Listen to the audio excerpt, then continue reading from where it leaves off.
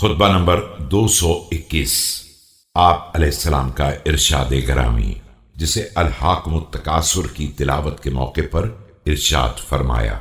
بسم اللہ الرحمن الرحیم۔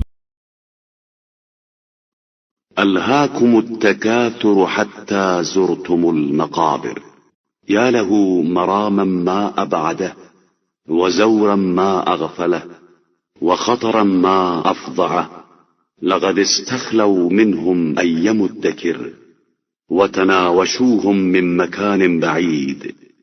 ذرا دیکھو تو ان آبا و اجداد پر فخر کرنے والوں کا مقصد کس قدر بعید از عقل ہے، اور یہ زیارت کرنے والے کس قدر غافل ہیں، اور خطرہ بھی کس قدر عظیم ہے۔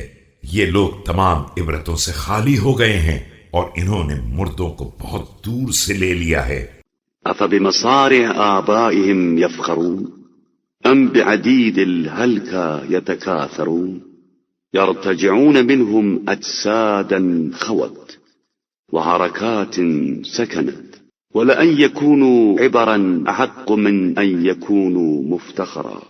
آخر یہ کیا اپنے آباء و اجداد کے لاشوں پر فخر کر رہے ہیں، یا مردوں کی تعداد سے اپنی کثرت میں اضافہ کر رہے ہیں، یا ان جسموں کو واپس لانا چاہتے ہیں جو روحوں سے خالی ہو چکے ہیں اور حرکت کے بعد ساکن ہو چکے ہیں؟